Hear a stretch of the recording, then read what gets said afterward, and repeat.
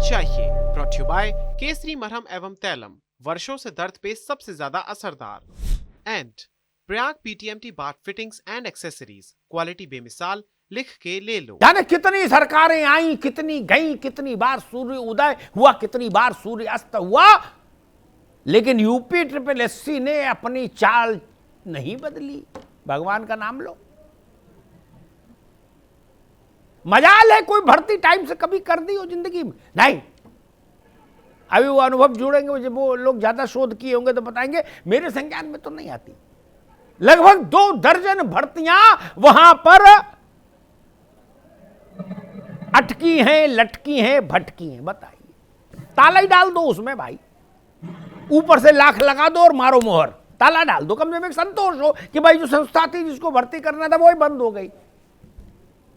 सारी लड़ाई झगड़ा कंपनी तभी तक जब तक कंपनी चल रही, कंपनी दिवालिया हो गई तो ठीक है। यह है मसला। खैर, मैं रजत से बात शुरू करूंगा। रजत, एक बड़ी परीक्षा बड़े रपटीली राहों से गुजरकर अंततः निष्कर्ष तक पहुंच गई, परीक्षा हो गई, परिणाम आ गया।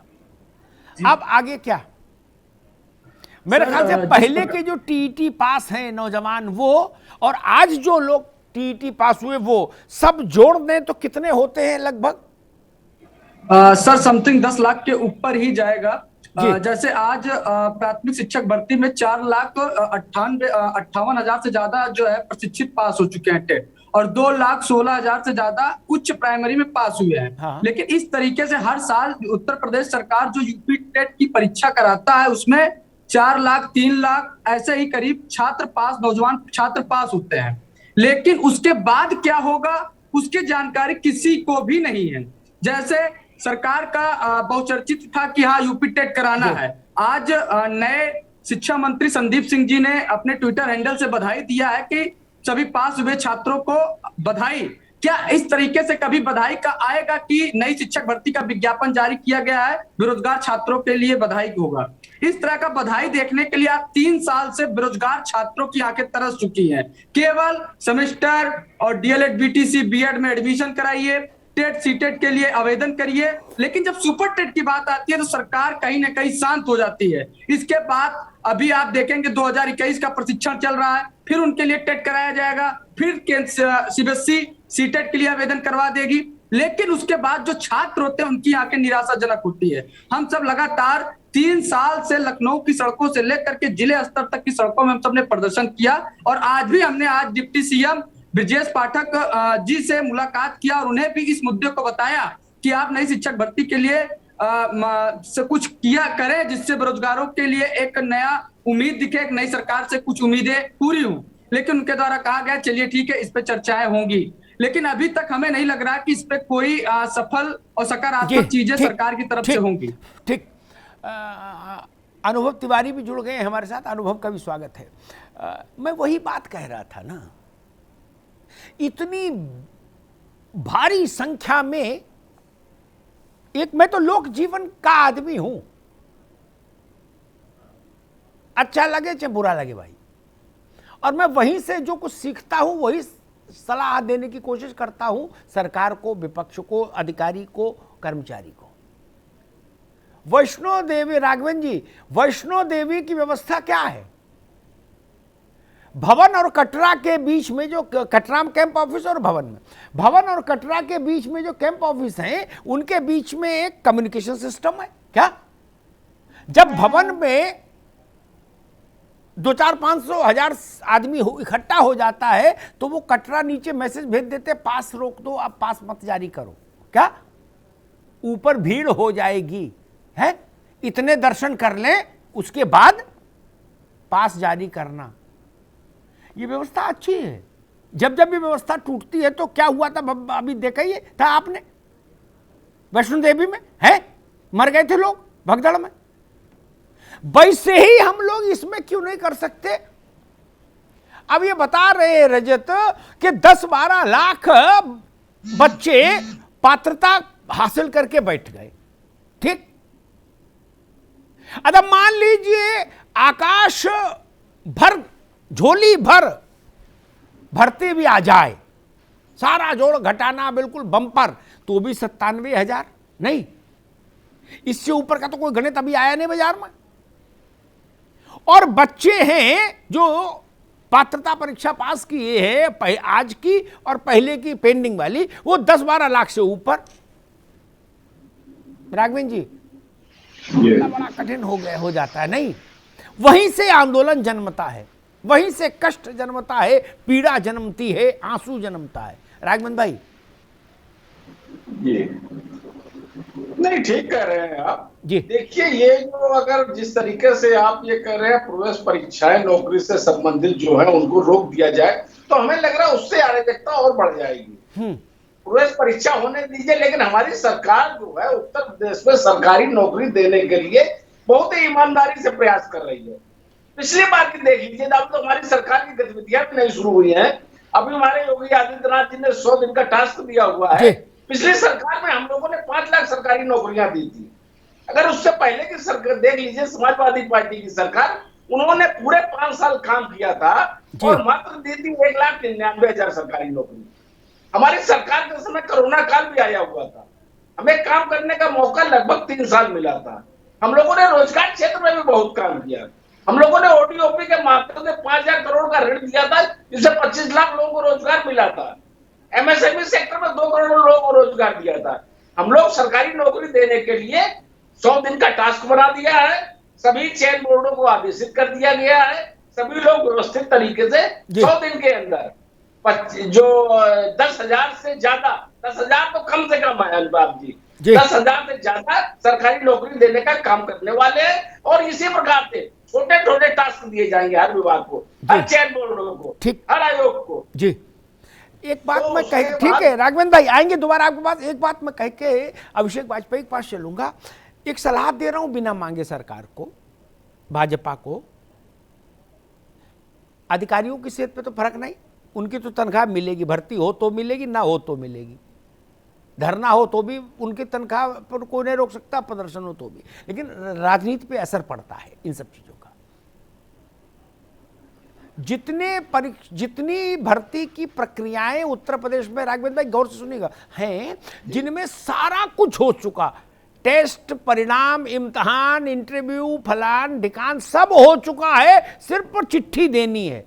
क्या ज्यादा हल्ला हंगामा की जरूरत नहीं, वही सब जोड़ लें तो 25,000 से ज्यादा है। उनके लिए 100 दिन की भी जरूरत नहीं, 10 दिन में भी दी जा सकती है। ठीक, 100 दिन तो बहुत बड़ी चीज है। चिट्ठी देने का कार्यक्रम है, एएनआई को बुलाइए, एक बढ़िया फंक्शन कराइए और चिट्ठी बांट दीजिए। उतना तो सब कुछ पका पकाया रखा है उत्तर प्रदेश में। आप कहेंगे तो मैं बता दूंगा कहां कहां पका रखा है। मंगवा लीजिए और चिट्ठी बांट दीजिए, कम से कम यहां तो जय हो। अभिषेक वाजपेयी, उन्होंने, भाजपा ने एक आरोप लगाया कि भाई हमने 5 लाख दी, सपा ने 5 साल में 1 लाख 1.5 लाख भर्ती कुल दे पाए। मायावती जी का कोई प्रतिनिधि होता वो भी ऐसी कुछ बात कहता। मैं समझना चाह रहा हूं कि उत्तर प्रदेश में भर्तियों को लेके जितने किस्म के विवाद हैं, चाहे आपकी सरकार रही हो, चाहे बहन जी की रही हो, चाहे किसी की रही हो, उतने किस्म के विवाद मेरे ख्याल से सब मिला के पूरे भारत में नहीं होंगे जितने अकेले उत्तर प्रदेश में हैं। कभी आप लोगों ने इस पर चिंतन नहीं किया? सरकार में रहे तो भी चिंतन नहीं किया, विपक्ष में है तो भी चिंतन नहीं किया। जो विपक्ष में रहता है उसका लाभ इसमें होता है कि भाई रजत को बुलाओ, अनुभव को बुलाओ, इनको आंदोलन में लगाओ और देखो कुछ अगर रूलिंग पार्टी को झटका मिल जाए तो ठीक ही है। जो भी विपक्ष में होता है उसकी फीलिंग ये होती है, और उससे कहोगे आओ भैया तुम ही संभाल लो, तो इनको धरना तब भी देना है, रजत को, अनुभव को। अभिषेक वाजपेयी, देखिए अमिताभ जी, आप जो बात कह रहे हैं आपके अनुसार बिल्कुल ठीक बात है। मैं आपको याद दिला दूं कि अभी हमारे साथी अनुभव जी भी जुड़े हुए हैं और बाकी मित्र भी जुड़े हुए हैं। तो आदरणीय अखिलेश यादव जी ने बाकायदा इन लोगों को आमंत्रित किया था, मिले थे, इनकी परेशानियों को सुना और बाकायदा आश्वासन भी दिया कि सड़क से सदन तक उनकी लड़ाई लड़ेंगे, क्योंकि जनता जनार्दन ने हमें इसके लिए बहुमत दिया हुआ है। नंबर 1 बात। नंबर दूसरी चीज, जैसा कि अभी राघवेंद्र जी बोले थे, इनको कुछ आंकड़े याद दिला दूं, शायद इनको याद होगा। केंद्र सरकार ने बाकायदा एक आंकड़ा जारी किया था। 1/3/2018 में तकरीबन 6,83,823 वैकेंसियां पेंडिंग पड़ी हुई थी, जो कि गवर्नमेंट की देन थी। 1/3/2019 में बाकायदा 9,10,153 वैकेंसी थी और उसी तरीके से 20 में टोटल वैकेंसी जो फुल हो गई थी 8,72,243। और अगर सिर्फ यूपी कोटे की अगर हम बात करेंगे तो टोटल वैकेंसियां जो सिर्फ यूपीएससी की बात करूं 18-19 में 4,399 थी और एसएससी में 16,748 थी, आरआरबी में 17,680 थी। तकरीबन 38,827 वैकेंसी हो गई थी 18-19 में। 19-20 में इसी तरीके से 1,48,377 थी और 20-21 में अगर हम काउंटिंग कर लेंगे तो 76,264, मतलब ओवरऑल अगर हम देख लेंगे तो 2,65,468 वैकेंसियां हो गई थी। लेकिन सबसे बड़ी चीज जो आर्मी कोटे से यूपी कोटे में जो वैकेंसी थी 1,22,555 वैकेंसियां थी, जिसमें 10,000 सैन्य अधिकारियों की थी। आदरणीय अमिताभ जी, आपको याद होगा कि जब पहले भी आपने चुनाव के पहले जब इस मुद्दे को उठाया तब भी मैंने इस आंकड़े को बताया हुआ था, लेकिन गवर्नमेंट ने इस चीज पे संज्ञान न लेते हुए 10,000 जो सैन्य अधिकारी थे और जो लोगों की सिपाहियों की भर्ती थी उसको भी इन्होंने फुलफिल नहीं किया। भर्ती निकालने की तो बात छोड़ दीजिए आप, अगर प्रदेश के ऊपर 6,71,000 कुछ रुपए का कर्जा चढ़ सकता है तो क्या युवाओं के लिए हम रोजगार के लिए पहल नहीं कर सकते? आखिर उनकी क्या जरूरत नहीं है? आप जगह जगह के नाम बदल सकते हैं जिसमें से हजारों करोड़ रुपए बर्बाद कर सकते हैं, तो क्या युवाओं के रोजगार के लिए हम बात नहीं कर सकते हैं? अगर हम बात करेंगे तो आप कहेंगे कि आपको जनता ने आपकी औकात याद दिला दी है। ये हमारा हक है, ये हम बिल्कुल कहेंगे। हम सरकार को आईना दिखाते रहेंगे, आप हमारी कमियों को बताइए। ठीक है, जनता औकात दिखाने वाला लोकतंत्र में व्यवस्था नहीं होती। मैं आऊंगा अभिषेक आपके पास, अनुभव से भी बात करूंगा। मैं इसलिए कह रहा हूं क्योंकि एक प्रवक्ता, मैं चैनल का नाम नहीं बोलूंगा, लेकिन एक प्रवक्ता ने मुझसे कहा था कि जनता ने आपको आपके औकात ये शब्दावली ठीक नहीं। ये राजनीति में ये कोई तर्क थोड़ी नहीं होता भाई।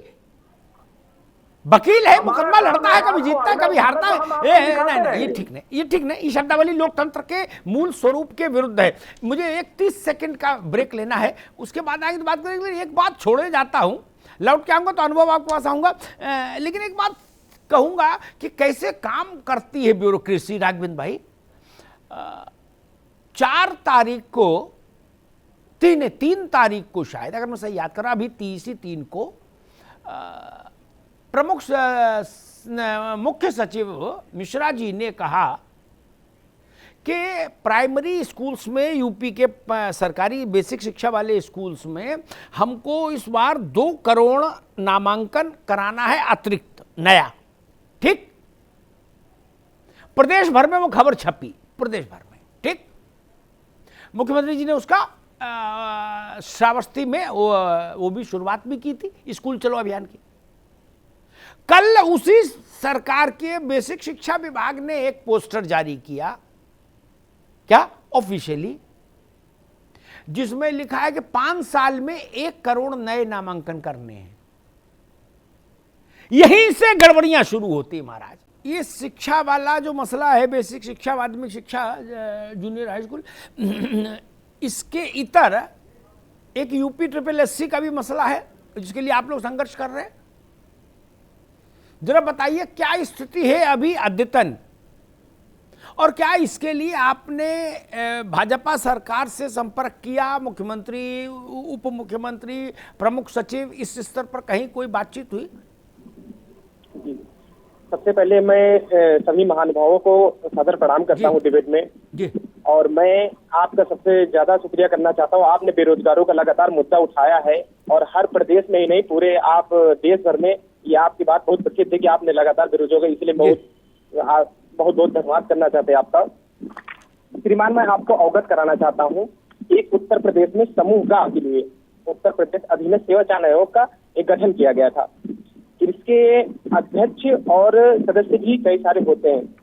ये माननीय श्रीमान, इससे 34 लाख युवा लगातार बेरोजगार परेशान भी है लगातार, और इसमें आप लेखपाल, बीडीओ, वन रक्षक, मंडी परिषद, आबकारी, होम्योपैथिक, बोरिंग इत्यादि जितनी भी समूह की भर्तियां होती हैं उससे संबंधित रहती हैं। 4 अप्रैल को इसके अभ्यर्थी बहुत ही बड़ी संख्या में सीएम आवास पर आत्मदाह करने की कोशिश की। वहां पे हम लोगों को उनके पुलिस बल के द्वारा हटाया भी गया। इसके बाद माननीय अखिलेश यादव जी के पास हम लोग पहुंचे और उन्होंने मामले को संज्ञान में लिया और उन्होंने पूरी तरीके से विश्वास दिलाया कि आप सभी युवा परेशान मत होइए, हम सदन से लेकर सड़क तक की मांग को उठाएंगे। सदन जैसे ही चलेगा हम इस मुद्दे को बहुत ही पुरजोर तरीके से सदन में रखेंगे। माननीय जी, मैं ये चीज जानना चाहता हूँ, ये जो सरकार ने अभी हाल ही में कहा है कि 100 दिन के एक लक्ष्य रखा गया है कि मतलब नौकरी देने का लक्ष्य रखा गया 100 दिन का। ये अधीनस्थ सेवा चयन ऐसा आयोग है कि 100 दिन का हटाइए, 7-8 साल से लगातार इसमें पुरानी भर्तियां 21 लंबित भर्तियां पड़ी हुई हैं जो अभी तक संज्ञान में नहीं लिया गया है। इसके कई युवा साथी पिछले गत रविवार को 3 लोगों ने आत्महत्या भी कर ली। उसका मैंने पूरी तरीके से जितना सबूत था मैंने अखिलेश यादव जी को दिया है और उन्होंने एक वकील करके इसके खिलाफ अध्यक्ष के खिलाफ मुकदमा करने के लिए तैयारी कर दी है। अब हम सभी युवा उन्हीं के साथ खड़े हुए हैं और इस मुद्दे को उठाएंगे। दूसरे नंबर में आपको मैं बता दूसरी चीज एक और चीज बता लेना चाहता हूँ। उत्तर प्रदेश में 6 चयन बोर्ड आयोग हैं जिसमें से प्रतिष्ठा सूची जारी की जाती है। उत्तर प्रदेश अधीनस्थ सेवा चयन आयोग ने इसके हाईकोर्ट से आदेश भी दिया गया कि आप प्रतिष्ठा सूची जारी कीजिए, इससे पारदर्शिता तरीके से देखा जा सके किस भर्ती कितने सीटें इसकी बची हुई हैं, उन सीटों को भरा जाए। अभी तक इसने एक भी सीटों को न दिखाया है और इसमें प्रतिष्ठा सूची जारी होनी चाहिए। और हम लोग यही मांग करते हैं कि जितनी पहले पुरानी भर्ती लंबित है इनको पूरा किया जाए। सरकार या लेखपाल और एएनएम का नए विज्ञापन पद भरने के लिए ये अपना खजाना भर रहे हैं। सबसे बड़ी बात ये है, हम लोग मांग बस यही करते हैं कि जितनी पुरानी भर्तियां हैं सन 2016 से लेकर 2019 तक की, इनको पूरा किया जाए। इनको बहुत पीछे कर रहा। ठीक है, रुकना होगा। अनुभव, ठीक बात कही आपने। ये राघवेंद्र जी, यही बात मैं बार बार कह रहा हूं जी, नौजवान कह रहे हैं बहुत ज्यादा पेंडेंसी अच्छी नहीं। 2013, 14, 15, 16 की भर्ती अटकी है SSSC में, यूपी SSSC में और आज तक की। आखिर कहीं तो कुछ व्यवस्था बनानी पड़ेगी, कहीं तो लाठी हाथ में लेनी पड़ेगी। वैसा वाला बुलडोजर नहीं, लेकिन एक दूसरे ढंग का बुलडोजर तो यहां भी लगाना पड़ेगा ना, उनके नहीं। राघवेंद्र जी नहीं, बिल्कुल सही कह रहे हैं। हमारी सरकार ईमानदारी से हर क्षेत्र में काम कर रही है और विभागों को आदेशित भी कर दिया गया और आपको ही पता है 100 दिन का टास्क दिया गया है।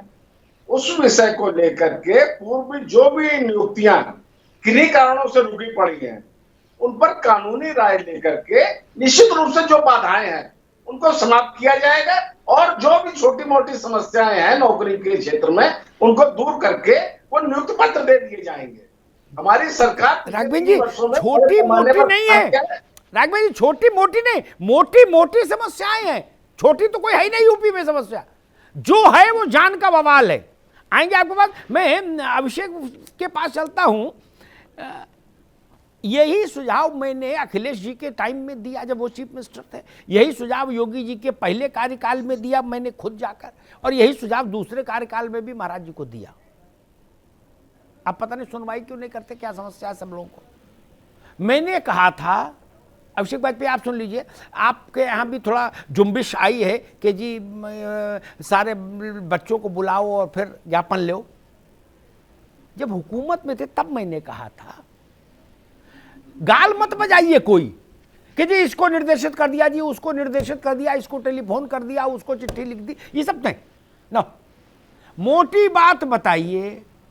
अगर अभिषेक वाजपेयी को मैं मान ली मैं चीफ मिनिस्टर हूं, अभिषेक वाजपेयी को मैंने SSSC के चेयरमैन बनाया, अगर अखिलेश वाजपेयी परीक्षाएं करा के नियुक्ति पत्र तक की प्रक्रिया 180 दिन में पूरी नहीं कर पाते तो फिर मैं आपके खिलाफ मुकदमा दर्ज करा के आपको भेज दूंगा जेल और आपकी सैलरी भी वापस ले लूंगा। इतना साहस है किसी में? क्योंकि दुलरुआ तो बनते हैं अध्यक्ष, तो उनकी गिरफ्तारी कौन करे? ऐसा क्यों नहीं हो सकता भाई? क्या ये राष्ट्रद्रोह नहीं है? क्या ये जमीन कब्जा करने से छोटा अपराध है? अगर जमीन कब्जा करने पर 100-200 स्क्वायर फीट जमीन कब्जा करने पर एनएसए लग सकता है, तो इस पे क्यों नहीं लग सकता जो अध्यक्ष है, जो सचिव है अभिषेक वाजपेयी? नहीं अमिताभ जी, मैं बिल्कुल आपकी बात से बिल्कुल सहमत हूं कि आपने पूर्व में सुझाव दिया था और कहीं ना कहीं चीजों को पूरी नहीं कर पाए।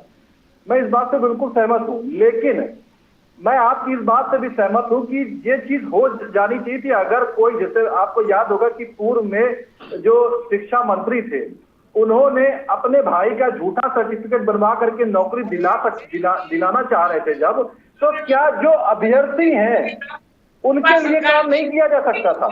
राजनेताओं से मैं पिछले 2 दशक से, तो जब से भर्ती का ज्यादा समस्याएं पैदा हुई, मैं लगातार कहता रहा कि यार आप लोग क्या करते हो, 4000-5000 भर्ती करनी है, वो उसमें 5-5, 7-7 साल लग रहा है, कहीं पर्चा आउट हो रहा, कहीं लिस्ट लेके भाग रहा, कहीं कुछ लफड़ा है, कहीं कोई लफड़ा है, और वो अंततः हो ना जाना कुछ नहीं।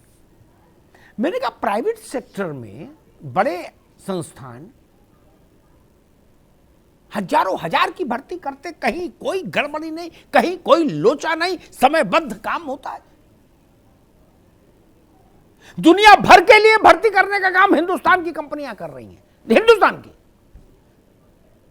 आप कहां से जमूड़े ढूंढ के लाते हो जिनको भर्ती वाली संस्थाओं में बैठालते हो, जो निपट अनाड़ी है, क्या है, मैं भाई क्या शब्द इस्तेमाल करूं, नमूने कहूं, क्या कहूं, कहां से पकड़ कर ले आते हो सबको, जो अपना पेस्ट्री खाते, दफ्तर में बैठ के काजू खाते, मीटिंग करते और अपना कार्यकाल पूरा करके नमस्ते करके चले जाते झोला लेके। हम नौकरी कर रहे हैं तो हमारे ऊपर एक टारगेट है ना कि आपको ये अचीव करना है। ये क्या ऐसा व्यवस्था कर दी गंगा के बहता हुआ नीर, बोले ठीक है आगे हो जाए तो ठीक है, कहीं भर्ती हरती, वरना आप अध्यक्ष तो रहोगे बोर्ड के। रजत सिंह, बात छोटे से छोटी नौकरी में भी आप जाओ प्राइवेट सेक्टर में, ठीक, किसी पंसारी की दुकान पर हेल्पर भी लगो तो आपका एक KRA होगा कि आपको ये काम करना है तो महीने भर बाद तनख्वाह मिलेगी, ठीक, नहीं तो निकाल दिए जाएंगे, ठीक। केवल ये सरकारी व्यवस्था ऐसी होती है कि जिसमें घुस जाओ, बाद में मुंह छुपताओ दो, मस्त घूमो, है, आपकी मर्जी हो तो काम करो, ना मर्जी हो तो मत करो। आखिर ये भर्ती के लिए जो बोर्ड बने हैं, इनमें लोग तनख्वाह तो ले ही रहे, स्टाफ भी बैठ रहा है, कंप्यूटर भी लगे हैं, AC भी चल रहा है और काजू भी खाया जा रहा है। सर मैं आपको एक छोटा सा बात याद दिलाना चाहता हूँ। आपकी डिबेट में आपने मुद्दा बाखूबी उठाया, उसके लिए मैं बहुत सादर धन्यवाद देना चाहता हूँ। आपको सर याद होगा, आज से 1 साल पहले आपने एक मुद्दा उठाया था जब विधानसभा घेराव हुआ था। उस समय माननीय मुख्यमंत्री योगी जी ने कहा था कि एक कमेटी बनेगी, नई शिक्षक भर्ती की रिपोर्ट भेजेगी। आज 1 साल से ज्यादा का समय हो गया है, प्राथमिक नई शिक्षक भर्ती के लिए रिपोर्ट मांगी गई थी, जो आज तक रिपोर्ट नहीं दी गई। मुकुल सिंघल कमेटी थी, मुकुल सिंघल का कमेटी। हाँ। और दूसरी चीज ये कही गई थी, जब माननीय मुख्यमंत्री जी योगी जी चुनाव जीत कर आए थे तो उन्होंने एक बयान दिया था कि नई शिक्षक प्राथमिक शिक्षक भर्ती के लिए एक आयोग का गठन होगा, जिसके तहत हर साल नई शिक्षक भर्ती एक विज्ञापन जारी होगा। आज 5 साल बीत चुके हैं, दूसरी बार सरकार सत्ता में आई हुई है, ना उस आयोग का पता है ना कमेटी का पता है। इस एक धरना देने के बाद जब हमारे द्वारा डेलीगेशन को DG महोदय अनामिका सिंह जी के पास मिलाया जाता है, तो वहां पर यह कहा जाता है हमें कि जरूरी है कि आप टेट सीटेट पास हो गए तो आपको नौकरी दी जाए, जरूरी है कि आपको नौकरी दी जाए। मतलब एक बेरोजगारों को दर्द सुनने की बजाय, हमारी बातों को सरकार तक पहुंचाने की बजाय अधिकारियों द्वारा इस तरह का बयान देना बहुत ही दुखित करता है। आज हम सब 3 साल से धरना प्रदर्शन कर रहे हैं, प्रेम पूर्वक सरकार तक बात पहुंचाते हैं। आज भी डिप्टी CM, कल जो है मंत्री जी, कैबिनेट मंत्री जी तक बात पहुंचाई जा रही, लगातार उठाई जा रही है। यहाँ पर भाजपा प्रवक्ता जी हैं, मैं उनका भी बहुत धन्यवाद दूंगा कि आप भले ही जो चीज आप मुद्दा उठा रहे हैं कि बेरोजगारी के लिए हमारे सरकार द्वारा लगातार काम किया जा रहा है, लेकिन आप जमीनी ग्राउंड पर देखेंगे तो ऐसा कुछ नहीं है। अगर आज आप जो ये बता रहे हैं कि बेरोजगारों को नौकरी दी गई है, इस प्रकार जो धरने चले हैं वो ना चलता। एम्बुलेंस का धरना चला, 68,500 का धरना चल रहा है, 69,000 का चल रहा है, जूनियर एडेड वालों का चल रहा है, नई शिक्षक भर्ती वालों का चल रहा है। ऐसा कोई धरना नहीं है जो ना चल रहा हो। राघवेंद्र जी, राघवेंद्र जी रिस्पॉन्ड करेंगे कुछ? नहीं नहीं, ये भाई इनकी जो भावनाओं की अब कद्र करते हैं, ये जो कह रहे हैं हो सकता है सही हो, लेकिन बेरोजगारी की संख्या बहुत ज्यादा नहीं, लेकिन ये जो अधिकारी राघवेंद्र जी एक मिनट एक जगह में इंटरव्यू करूंगा। ऐसे अभद्र अधिकारी क्यों हैं लोकतांत्रिक व्यवस्था में, जो हमारे बच्चों से ये कहें कि जरूरी है तुमको नौकरी दी जाए, तनख्वाह भी हमारे टैक्स से लेंगे और ऐसी बात भी बोलेंगे, इनको निकाल बाहर करिए। मुख्यमंत्री जी तक मेरी बात पहुंचाइए और ऐसे अधिकारियों को विदा करिए। आप संपर्क करिए, जो भी अगर साक्ष्य प्रमाण कुछ इस प्रकार के आए तो निश्चित रूप से कार्रवाई होगी। निश्चित रूप से इस प्रकार का अगर कोई अधिकारी है, उसके प्रमाण मिल जाते हैं, उसने अभद्र भाषा या अभद्र टिप्पणी की है, तो हमारी योगी सरकार किसी को बड़ौत नहीं करने वाली है। हम लोग बड़े बड़े IAS IPS अधिकारी को बर्खास्तगी करने में, सस्पेंड करने में कोई भी देर नहीं करते हैं। इधर भी करो, ठीक बात है। अब अनुभव तिवारी, अभी तक के अभिषेक आएंगे आपको। अनुभव तिवारी, अभी तक आप जिस लड़ाई को लड़ रहे हैं,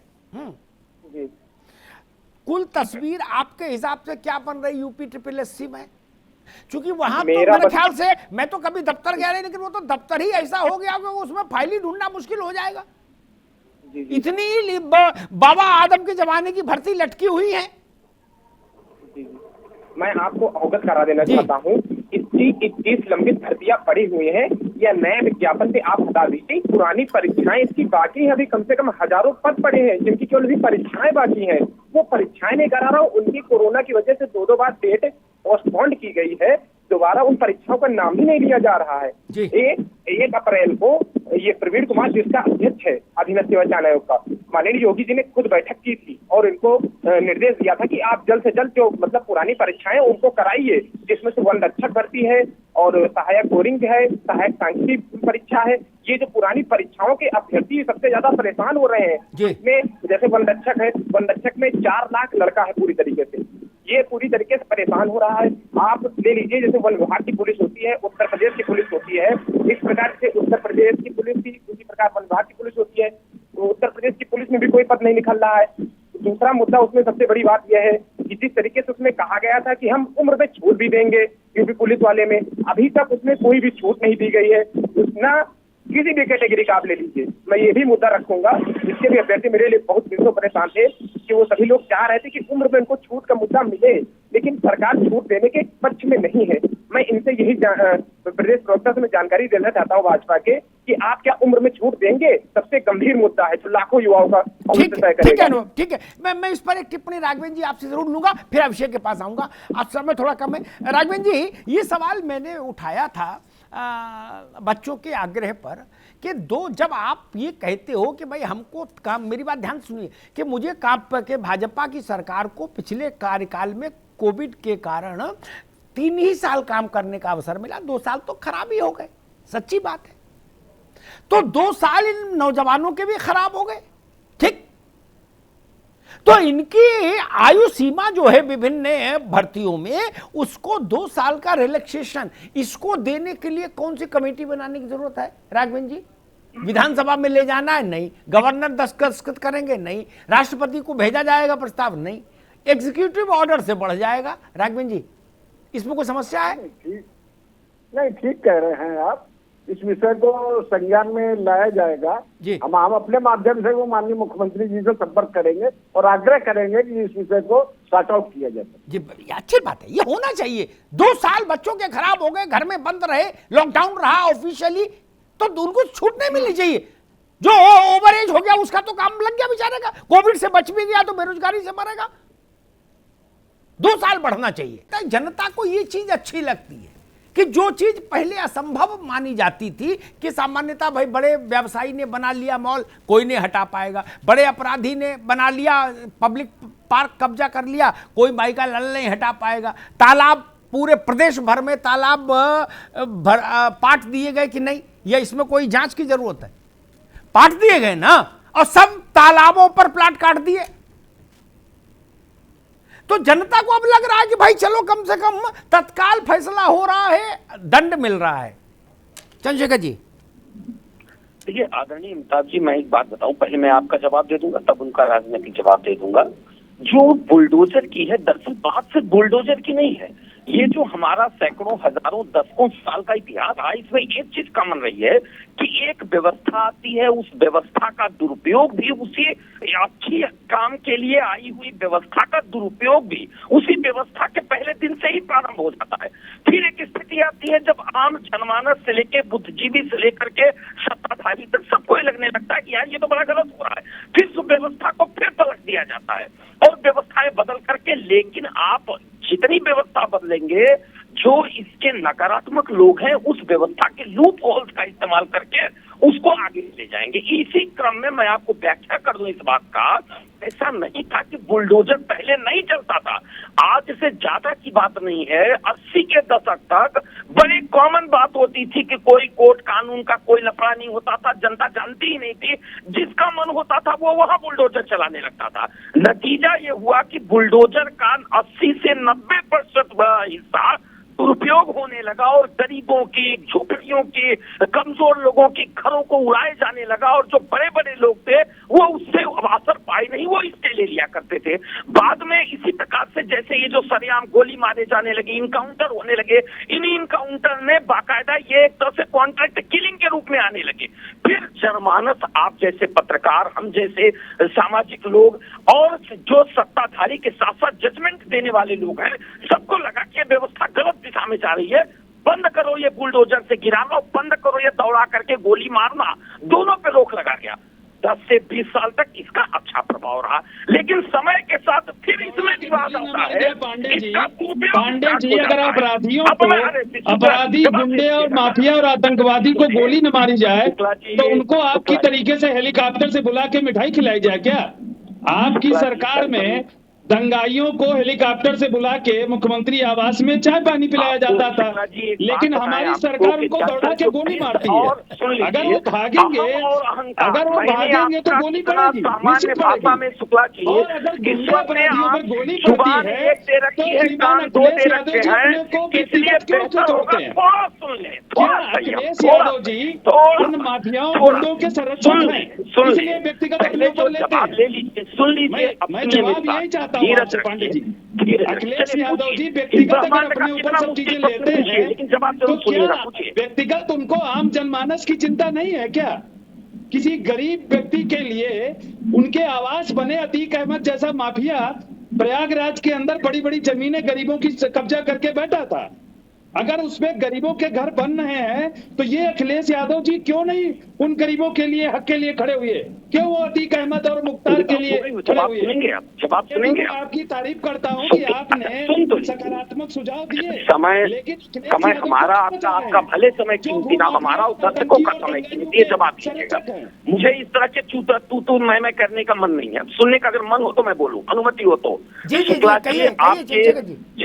शुक्ला जी, मैंने इतना सामान्य भाषा में, इतने शिष्टाचार तरीके से आपका मैंने कहा कि अगर कहीं कुछ भी जो कुछ अच्छा हो रहा है, मैंने बिना कोई इस बच के कहा, उसका मैं स्वागत करता हूं और मैं निगाह लगाए रखूं। हम तब बोलेंगे जब हमको ये लगेगा कि इस बुलडोजर ने किसी निरीह का घर गिरा दिया, किसी के साथ अन्याय जाति कर दिया, क्योंकि आपको भी पता है कि इस धरती पे कोई ऐसा सिस्टम नहीं बना है जो 100% परिपक्व हो। आपकी इस सिस्टम में भी गलतियां होंगी, हमको, आपको, हर व्यक्ति को ये पता है, परंतु आपके ही नहीं, भारतीय जनता पार्टी के दिमाग में अहंकार, नशा, और जैसे हम लोग एक अफीम शब्द होता है, अफीम और अहंकार इतना चरम पे है कि आपको उसके अहंकार के आगे कुछ दिखेगा नहीं।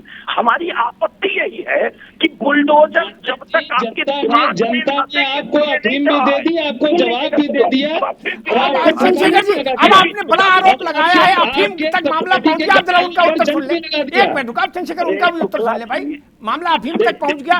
विनीत शुक्ला जी, अमिताभ जी, मैं कह रहा हूँ जिस तरीके का ये उदाहरण दे रहे हैं, आतंकियों, अपराधी और गुंडों के लिए अफीम का प्रयोग, इनके नेता जंग का प्रयोग करते, भगवा रंग को जंग से जोड़ते थे। आज जनता ने समाजवादी पार्टी कार्यालय पर ताला लगा दिया और जंग वाला ताला लगाया है और हमेशा के लिए लगा दिया है। अब समाजवादी पार्टी गुंडे माफियाओं को बचाने के लिए सत्ता में नहीं आ पाएगी, क्योंकि जनता जनार्दन का जनादेश है। शांति व्यवस्था फैलाने जो पहुंचा सकते हैं, शांति और अमन ला सकते हैं, वो आदरणीय योगी आदित्यनाथ जी हैं। और चुनाव में जिस तरीके से बुलडोजर ब्रांड बन के उभरा है, शांति का भी प्रतीक है और निर्माण का और विध्वंस का भी प्रतीक बन के उभरा है बुलडोजर। तो इसीलिए आप ये कह रहे हो सृजन और संहार दोनों का प्रतीक ही है। ठीक बात, मैं चंद्रशेखर आऊंगा अभी आपके पास। मैं डॉक्टर सुधा को और मिश्रा जी को भी ले आऊं। मिश्रा जी, ये मामला तो भाई टेढ़ा हो गया। जब क्राइम अगेंस्ट वुमेन को लेके नियम बने और भारत की संसद ने एक नई रोशनी में कुछ कड़े कानून बनाए, तो उस वक्त तो सबने कहा ठीक है, बनना चाहिए, नारी के सम्मान का मसला है। थोड़े समय बाद धीरे धीरे कुछ वेस्टेड इंटरेस्ट ने उस पर लूप बताया कि जी देखो फलानी जगह ऐसा झूठा केस दर्ज करा दिया, फलानी जगह झूठा केस करा दिया। हालांकि 90 केस असली थे जिनमें महिलाओं को राहत मिली, प्रोटेक्शन मिला, लेकिन अगर 10 केस भी ऐसे पाए गए तो उनका बड़ा प्रचार हुआ कि अदालतें इस कानून को डाइल्यूट कर दे। लेकिन खैर थैंक्स टू जुडिशरी और लेजिस्लेचर उसको डाइल्यूट नहीं किया। क्या वैसी स्थिति यहां इस पर दिख रही है बुलडोजर वाले मामले में?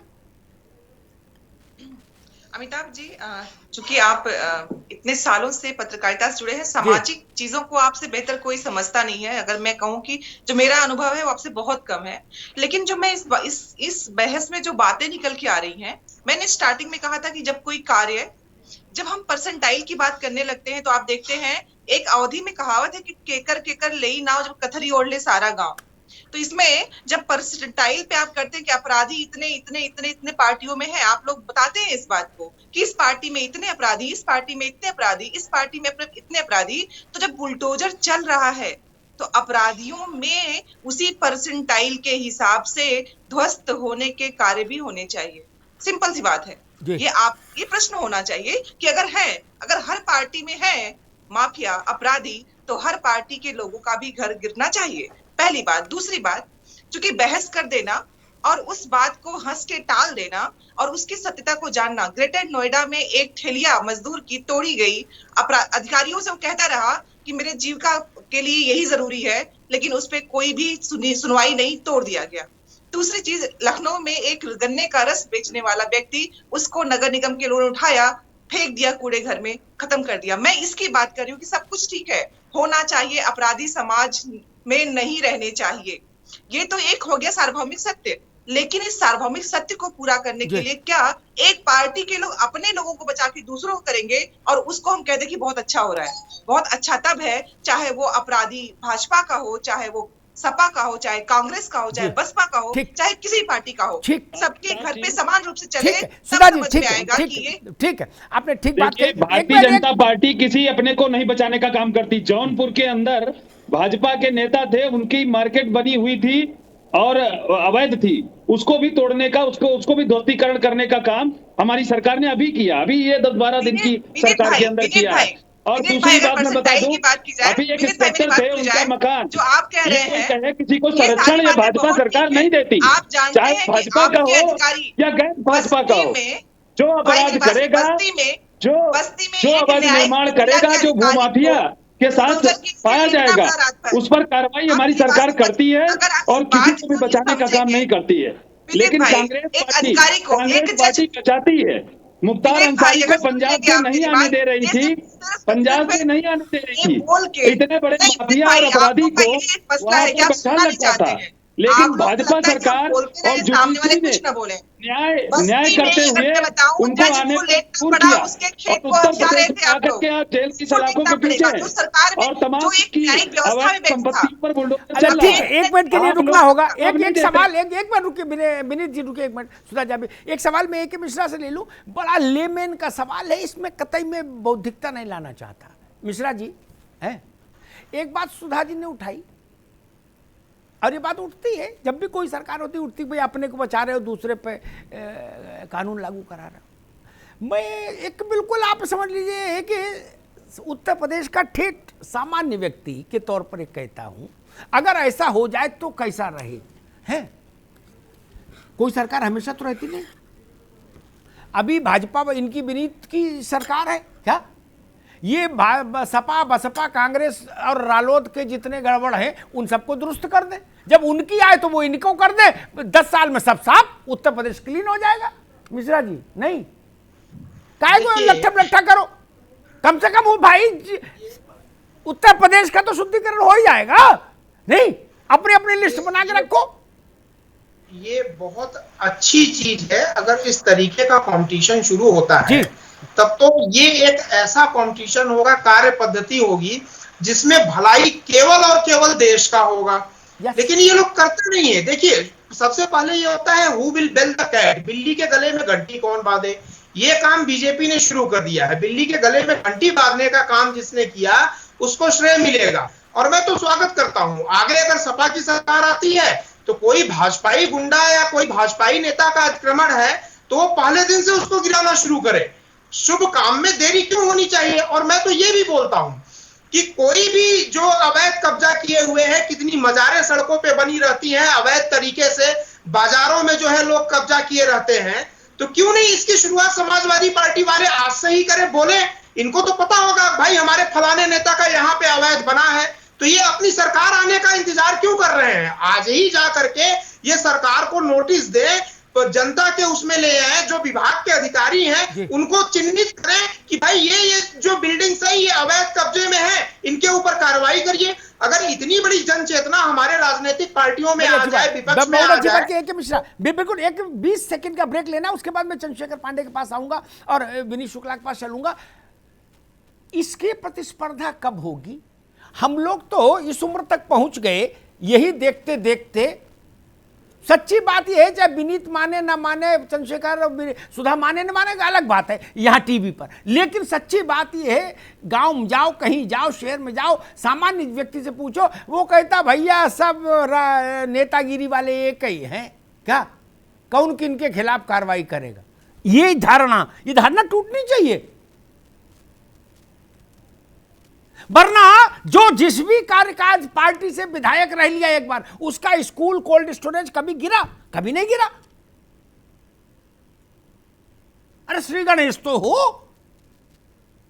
इब्तिदाए इश्क है रोता है क्या, आगे आगे देखिए होता है क्या। पहले छोटी छोटे मसलों में सरकारी नोटिसों को आग लगा के या ठेंगा दिखाने का काम करने वाले लोग कोर्ट से ऑर्डर ले आते थे क्या। अब बुलडोजर पूरी मस्ती से घूम रहा है, ऑर्डर नहीं आ रहा। वरना जब तक बुलडोजर में डीजल भराते थे सरकार के लोग, तब तक वहां ऑर्डर आ जाता था स्टे का। यह भी ध्यान रखना होगा। चंद्रशेखर जी, जो बात मैंने कही उसमें रार न करो, अपनी अपनी डायरी तैयार रखो। इनके पास अभी सरकार है, ये कांग्रेस सपा बसपा और आरएलडी क्लियर कर दें। जब आप लोगों के पास आए, आप इनके क्लियर कर देना, पूरा उत्तर प्रदेश गंगा नहा लेगा। नहीं आदरणीय अमिताभ जी, मैं बताना चाहूंगा कि इस समस्या का, हर समस्या का एक सकारात्मक पहलू भी होता है, और हमारी जो सरकार रही उसमें हमने हर समस्या को बड़ा सकारात्मक तरीके, जैसे लाइन ऑर्डर पे आपने देखा 102 से लेकर के डायल 100 लेकर के, जो 108 से लेकर के, हर चीजों पे हम लोगों ने बड़ा सकारात्मक रूप में लिया, व्यवस्था हमने ठीक किया, हर मोड़ पे एक पुलिस की गाड़ी दी, एम्बुलेंस दिया, इस तरह से स्वास्थ्य और सुशासन दोनों पे बड़ा अच्छा काम किया। उसी प्रकार इसमें भी ये जो अवैध जितने आप बता रहे हैं, इनका जो मेजर हिस्सा है वो किसी शहर में आप देखेंगे वो 3 प्रकार के हैं। एक जो पूर्णतया अवैध है, एक जो जैसे मान लीजिए कि कोई आवासीय क्षेत्र में है और वहां पे कॉम्प्लेक्स किसी ने खड़ा कर लिया, उसको जो है बेच भी दिया किसी तरीके से। तीसरा वो होता है जो वैध है, पूरी तरीके से वैध है, परंतु विवादित है, कोई टेक्निकलिटी में है। हमारे यहाँ से आदरणीय अखिलेश जी ने बड़ा अच्छा काम किया था, उन्होंने एक रूल लाया था।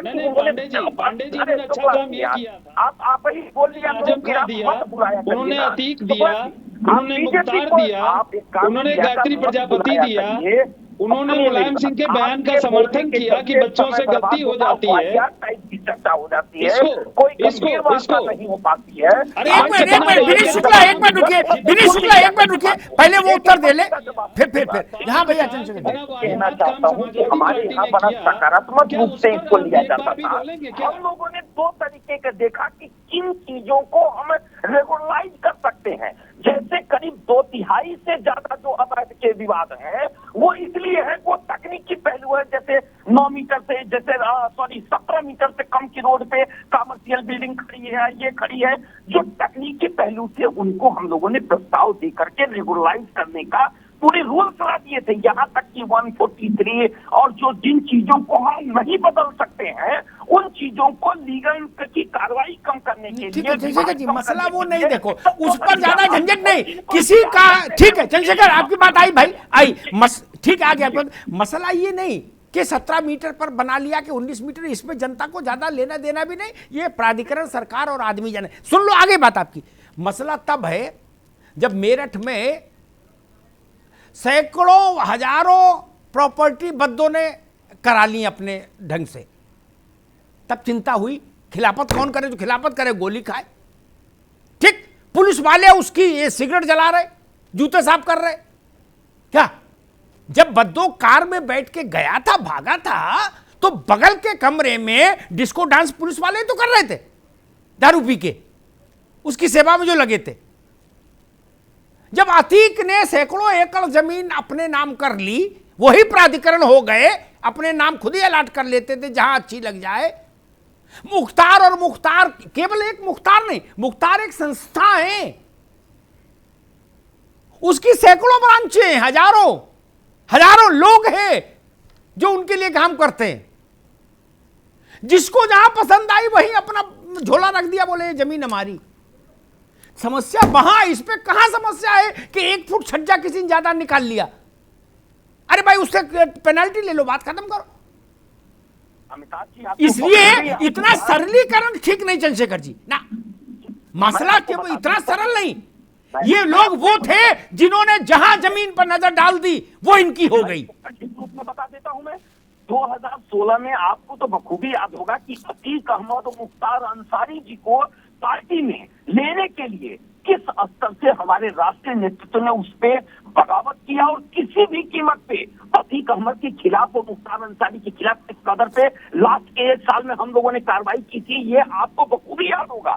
तो हमारे यहाँ पे चाहे वो रामपाल यादव हो, चाहे वो अतीक अहमद हो, चाहे मुख्तार अंसारी हो, चाहे विजय मिश्रा जी हो, चाहे देश आपके बिना नाम लिए झांसी, गाजियाबाद से लेकर के, गाजियाबाद में एक नाम जो आपको याद ही होगा, इन सभी पी यादव से लेकर सभी गाजीपुर तक हर किसी के खिलाफ हमारी सरकार ने ठीक है। यहाँ पर एक मैं विनीत शुक्ला को बहस में लाऊंगा। एक पार्टी और परिवार के बीच में अतीक, मुख्तार और धर्मपाल यादव, डीपी यादव के खिलाफ स्टैंड लिया अखिलेश जी ने। यस आई नो, मैंने उस पर चर्चा की थी, सराहना की थी, वो एक पहलू है। लेकिन ऐसा स्टैंड कभी सरकार ने नहीं लिया कि इनकी संपत्तियां जो अवैध है उनका ध्वस्तीकरण कर दें ना। ये कोई भी तालाब में अपनी मछली डाल दी, बोले ये हमारा हो गया, पट्टा पट्टा कुछ नहीं हो गया, पट्टा ये करना था। जनता ये भी चाह रही थी। विनीत शुक्ला रुके, चल चलेंगे, अब आप रुकना होगा, अब रुकना होगा। विनीत शुक्ला, अमिताभ जी, यही समाजवादी पार्टी का चरित्र है, दोहरा चरित्र है कि खाने के दांत और दिखाने के कुछ और। ड्रामाबाजी करके इन्होंने बताया कि हम इनको अलग कर रहे हैं, दूसरे एक तरफ से उनके भाई को ज्वाइन करा लेते हैं। राजभर का समर्थन होता है, राजभर के थ्रू उनके बेटे को टिकट दे दिया जाता है। तो ये सब ड्रामेबाजी समाजवादी पार्टी में ढकोसलेबाजी चलती है। इनको गरीबों की चिंता नहीं है, इनको माफियाओं की चिंता है। उनका एडजस्टमेंट कैसे हो, वो कैसे सुरक्षित हो, कैसे आजम चचा इनके सुरक्षित हो, जिन्होंने रामपुर के अंदर कोहराम मचा रखा था। लोग दर दर भटकने को मजबूर थे अपनी जमीन को बचाने के लिए, और किसी से कह नहीं पाते थे। रामपुर के अंदर जिस तरीके से आजम खां का अत्याचार बढ़ा था, दहशत थी, लोग कर नहीं पाते थे, किसी की हिम्मत नहीं, किसी की जरूरत नहीं थी उनके खिलाफ आवाज उठाने की। आज वही लोग उठ करके, और उन्हीं के समुदाय के लोग, वही मुस्लिम समाज के लोग जिनकी जमीनें कब्जा कर रखी थी, आज मुखर होकर के सामने आ रहे हैं, क्योंकि पता है कि भारतीय जनता पार्टी निष्पक्ष और पारदर्शिता के साथ, हमारी सरकार पहले दिन से जीरो टॉलरेंस अपराध और अपराधी के प्रति रख के चल रही है। और उसमें कोई भी हो, किसी भी पार्टी, किसी भी दल का हो, और कितना भी रसूख वाला हो, हम ये नहीं कहते कि वो मानसिक रोगी है इसलिए उसको छोड़ दिया जाना चाहिए। हम ये नहीं कहते कि मुजफ्फरनगर के अंदर दंगे हुए हम उसको हेलीकॉप्टर से लाके यहाँ पर रखेंगे। बाराबंकी और बनारस के अंदर जो घटनाएं हुई आतंकवादी घटना, उनके मुकदमे वापस लेने के लिए कोर्ट में वकील नहीं खड़े करते। हम ये नहीं कहते कि बलात्कारी बच्चों से गलती हो गई उनको माफ कर दिया जाए। हम अधिकारियों को डराते नहीं कि जाइए पैर पकड़ लीजिए मुलायम सिंह के तो आप बच जाएंगे। आप बाद में दे लीजिए, ये भाजपा सरकार का चरित्र नहीं है। पॉलिटिकल जवाब दे लिए, ठीक है। मिश्रा जी, मैंने ऐसी हुकूमतें देखी और ऐसे सियासतदान देखे। सुधा जी आप भी सुन लो, ये चीजें काम आएंगी। वो गाड़ी के काफिला चला, गाड़ी से उतरे, कहीं जो जगह पर मैंने कहा रोको, मुआयना किया, चश्मा उतारा, देखा जमीन कैसी है, क्या साथ में अधिकारी भी चल रहे हैं, झोला पकड़, क्या बोले भाई ये जमीन कैसी है? बोले जी नजूल की है, समाज कल्याण की है, कि प्रधान ग्राम पंचायत की, जो भी बताया उनने। बोले ना इसकी व्यवस्था कराओ। क्या जितने में उन्होंने हाथ ऐसे कर दिया उतनी जमीन उनकी हो गई। क्या कागज पत्र बनाना अधिकारियों की जिम्मेदारी, या बनाए या मरे। मैंने देखा सुधा जी, ये प्रदेश बड़ा गजब है। यहां बड़े अगर जब कारनामे हो जाते थे। मिश्रा जी, ये प्रक्रिया तो बंद होनी चाहिए। आपने सही बोला, ये प्रदेश बड़ा गजब का है। और इस प्रदेश में एक नारा था, मैं पार्टी का नाम नहीं लूंगा, जो जमीन सरकारी है वो जमीन हमारी है। ये नारा भी यहाँ पे चल निकला था इसी चक्कर में।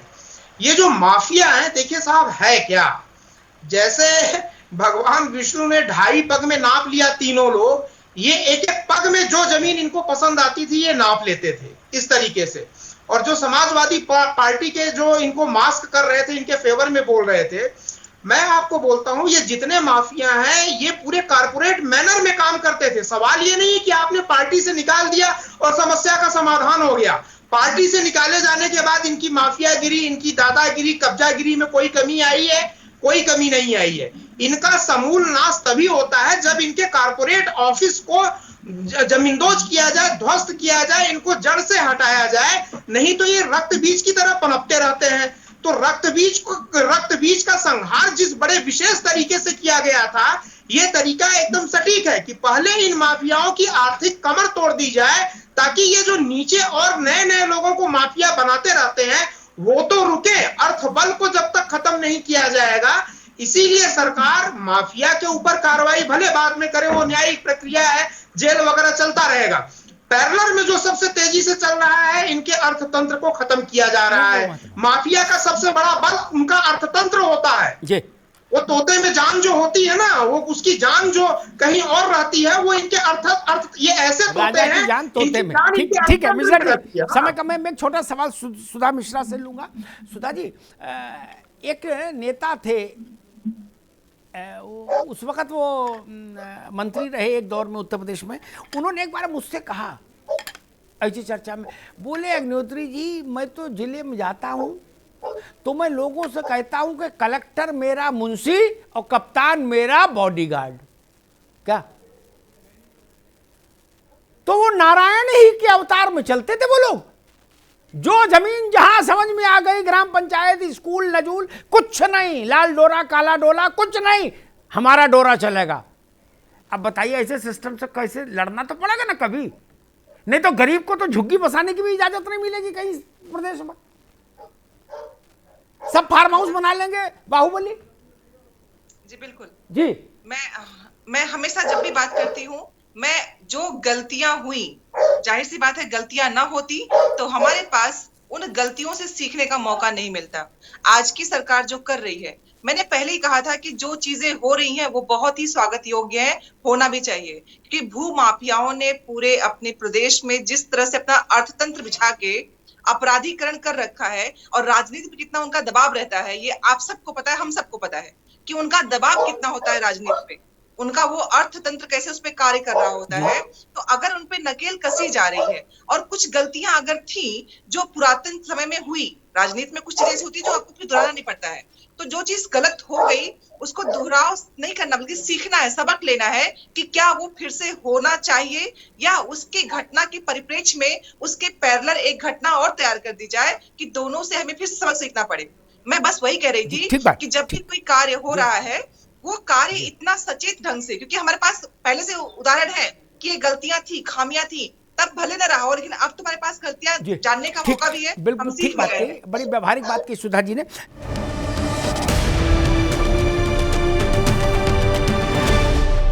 अब उत्तर चाहिए, ब्रॉट यू बाय केसरी मरहम एवं तैलम, वर्षों से दर्द पे सबसे ज्यादा असरदार। And Prayag PTMT bath fittings and accessories, quality बेमिसाल, लिख के ले लो।